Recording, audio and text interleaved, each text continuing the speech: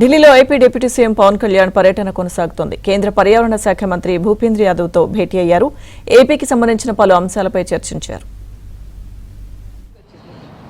అంటే మనకి especially southern part of అంటే మనకి ఈ బోర్డర్లో ఏం జరుగుతుంది, ఎలాంటి కాన్ఫ్లిక్ట్స్ ఉంటాయి, ఎలాంటి దాడులు ఉంటాయి, మనకి ప్రత్యక్షంగా అనుభవంలోకి రాదు.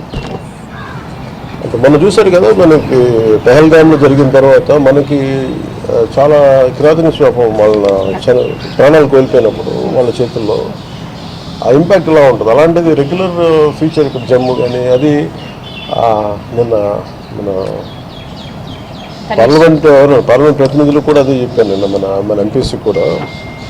అంటే మనం ఎంతసేపు మన పరిధిలోనే ఉంటాం కానీ ఒకసారి దేశ పరిధిని విస్తృతిని కూడా అర్థం పెట్టుకుని చేసుకొని మనం మాట్లాడితే బాగుంటుందని that is one thought behind it. So thank you.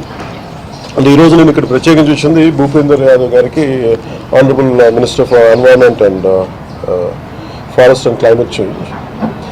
I came here to convey my heartfelt thanks to him in establishment of a common facility center for training and research for the forest department, which is called Aranya Bhavan. So in that we will establish Hanuman, an acronym for Human Animal Conflict Mitigation Center, and Great Green Wall Monitoring Center, and Command Control Center for Forest Fire, and State Tiger Monitoring Center. అంటే ఈ 4 ఈ బిల్డింగ్లో భవిష్యత్తు ఇప్పుడు ఈ 19 అనుకుని మేము చేయబోతుంది, దానికి పర్మిషన్ ఇచ్చారు. ఈ బిల్డింగ్లో అనగా ఏంటంటే ఈ మనకి చిత్తూరులో కానీ పార్వతీపురంలో కానీ ఒరిస్సా నుంచి ఏనుగులు వచ్చేస్తున్నాయి, లేదంటే తమిళనాడు నుంచి ఏనుగులు వచ్చి మనకి చిత్తూరు సైడ్ వీటిని ఎలాగే ఎదుర్కోవాలి, మనిషికి వాటికి అంటే వాటిని సేఫ్గా పంపించి మనుషులకి ఇబ్బంది కలగకుండా, పంటలు నాశనం అవ్వకుండా, మనిషి ప్రాణాలు పోకుండా ఎలా ఉండాలనేది హ్యూమన్ యానిమల్ కాన్ఫ్లిక్ట్ కింద ఇవన్నీ చూడగలం. దాని నుంచి దానికి అప్రూవల్, ఆ బిల్డింగ్ అప్రూవల్ అడిగితే పాపం అడిగిన వెంటనే ప్రతిమస్తూ వచ్చారు. దానికి నా కృతజ్ఞతలు తెలియజేసుకోవడానికి వచ్చాను. అలాగే ఇంకోటి మేజర్గా మాట్లాడింది ఏంటంటే మనకి శ్రీశైలం నాగార్జున సాగర్ శ్రీశైలం టైగర్ రిజర్వ్ ఉంది. దాంట్లో ఒకటి మనకి ఆల్రెడీ 90 బేస్ క్యాంప్స్ ఉన్నాయి, అంటే టైగర్ మూవ్మెంట్కి ఇవన్నీ ఎలా ఉన్నాయని చూడడానికి. దాన్ని మేము ఏమేమి అడిగామంటే ఒక 150 బేస్ క్యాంప్స్ పెంచుకోవాలి, దానికి అదనంగా ఒక 300 మంది పర్సనల్ ఫారెస్ట్ గార్డ్స్ అవసరం అవుతారు. సో దాన్ని సెంట్రలీ స్పాన్సర్డ్ స్కీమ్స్ ఉంటాయి, వాటి కింద మీరు అదనంగా ఇంకొక ఉన్న 90కి ఇంకొక 60 క్యాంప్స్ మేము యాడ్ చేయాలనుకున్నాం. అది స్థానికంగా లోకల్ మన చెంచు యువతే దానికి గార్డ్స్గా ఉంటారు. వాళ్ళకి వితిన్ అక్కడ తిరగడానికి ఫారెస్ట్లో టు మానిటర్ టైగర్ మూవ్మెంట్ అంతా మన బైక్స్ కానీ లేదంటే డ్రై రేషన్ కానీ ఒక సంవత్సరం పాటు ఆ బేస్ క్యాంప్ రన్ చేయడానికి కావాల్సిన నిధులు కూడా ఇమ్మని రిక్వెస్ట్ చేసాం. దానికి వాళ్ళు కూడా చాలా వెంటనే దాన్ని అగ్రీ చేశారు దానికి. అలాగే మేము ఇంకోటి మేజర్గా ఏం అడిగామంటే ఇండియన్ గౌడ్ అని ఉంటుంది, అది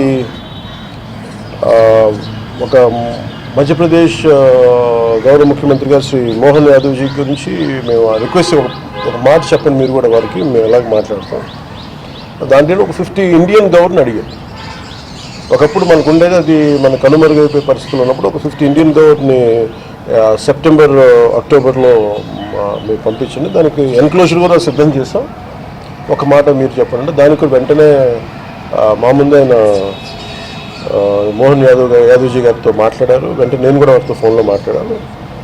వాళ్ళు కూడా చాలా వెంటనే పంపిస్తారన్నారు. నేను కూడా ఒకసారి మధ్యప్రదేశ్ వెళ్ళి మన ఆంధ్రప్రదేశ్ ప్రభుత్వం తరఫున ఇంకోసారి పర్సనల్గా విజ్ఞప్తి చేసి 50 Goud between September and October మనకి ఆంధ్రప్రదేశ్కి వచ్చాను. ఇంకొకటి ఏమడిగామంటే మనకి మేల్ టైగర్స్ ఎక్కువే కానీ ఫీమేల్ టైగర్స్ తగ్గిపోయి, దాంతోపాటు ఏంటంటే సేమ్ జెనెటిక్ పూల్ అయిపోయేటప్పటికి ఆ డైవర్సిటీ పోయి ఇన్బ్రీడింగ్ అయిపోద్ది, కొంచెం హెల్దీ జెనెటిక్ పూల్ ఉండదు అనేది ఉన్నది. అందుకని మేము ఏం అడిగామంటే 6 టైగర్స్ దాన్ని 4 ఏమో గౌరవ మహారాష్ట్ర ముఖ్యమంత్రి ఫడ్నవీస్ గారిని ప్రభుత్వాన్ని అడిగితే వాళ్ళు వెంటనే మనకి యాక్సెప్టెన్స్ ఇచ్చారు. ఇంకో 2 మధ్యప్రదేశ్ నుంచి రావాల్సింది, అది కూడా మన మోహన్ యాదవ్ గారితో మాట్లాడారు. సో అది కూడా దాని వల్ల ఒప్పుకున్నారు. 2 ఇంకోటి ఏంటంటే ఒరిస్సా గవర్నమెంట్ నుంచి మన మోహన్ చరణ్ మాంజీ గారితో కూడా ఏమడిగామంటే వాళ్ళు ఫోన్లో దొరకలేదు కానీ మెసేజ్ పెట్టారు ఆయన మీటింగ్లో మళ్ళీ తెలియజేస్తానన్నారు.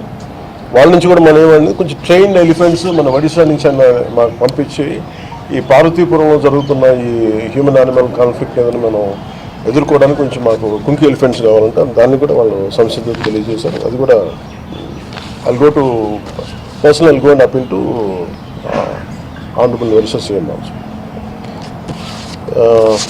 ఇది కాకుండా మేజర్గా మేము ఒకటి ఏమడిగామంటే ఈ గోదావరి పొల్యూషన్ మీద అంటే ఆయన forest and environment and climate change కూడా భూపేంద్ర యాదవ్ గారి కిందే ఉంటుంది కాబట్టి మేమేమడిగిందంటే మిషన్ గోదావరి క్లీన్లీనెస్కి అంటే శుభ్రతకి మీరు దీన్ని ఏ పద్ధతుల్లో మీరు మనకి ఏదైనా సహాయం చేయగలరా దీన్ని అడిగాను. సో వాళ్ళు చెప్పింది ఏంటంటే ఒకసారి సెంట్రల్ పొల్యూషన్ కంట్రోల్ బోర్డు టీంని పంపిస్తాం, టోటల్ అసెస్ చేస్తామని చెప్పారు what is the level of pollution అని. దాని తగ్గట్టుగా మిటిగేషన్ మెషర్స్ ఏంటి, కరెక్టివ్ మెషర్స్ ఏం చేయాలి, ఇవన్నీ మేము ఖచ్చితంగా చేస్తామని చెప్పి మేము అడిగిన ఆల్మోస్ట్ ఒక 7 to 8 పాయింట్స్. ఐ థింక్ అన్నిటికీ ఆయన అన్నిటికీ ఆయన ఇమీడియట్గా రెండు ఆలోచనలు లేకుండా పెద్ద మనసుతో అన్నీ ఒప్పుకున్నారు. వారికి one more time my heartfelt gratitude to honourable union minister for environment and forest and climate change Shri Bhupendra Yadavji and whole hearted gratitude and thanks to him. And one more aspect నేను అడిగానంటే మనకి కోస్ట్ లైన్లో మనకి ఆల్మోస్ట్ 1051 కిలోమీటర్స్, దాంట్లో 450 kilometres మనం ఈ high Tide లో Tide మధ్యలో మనం ఏమడుతుంటే కొంత ఈ క్యాజురినా ట్రీస్ కానీ మన లోకల్ పామ్స్ ఉంటాయి అవి అలాంటివన్నీ నాటి సముద్రం ఎరోషన్ కాకుండా ఏదైనా ఉప్పెన్ లాంటిది వచ్చినప్పుడు ఫస్ట్ మన న్యాచురల్ ప్రొటెక్షన్ వల్ల చేయాలనేది మన ప్రయత్నం. దాంట్లో ఇప్పటికి 450 కిలోమీటర్లు పని ప్రారంభించాం. సో దానికి కూడా అదనపు నిధులు కావాలి అంటే దానికి మిస్టీ పథకం నుంచి నేను ఫండ్స్ పంపిస్తానని చెప్పాను. సో వారందరికీ పెద్ద మనసు అడిగిన ప్రతి రిక్వెస్ట్ని యాక్సెప్ట్ చేసినందుకు ఆంధ్రప్రదేశ్ ప్రభుత్వం తరఫున గౌరవ ముఖ్యమంత్రి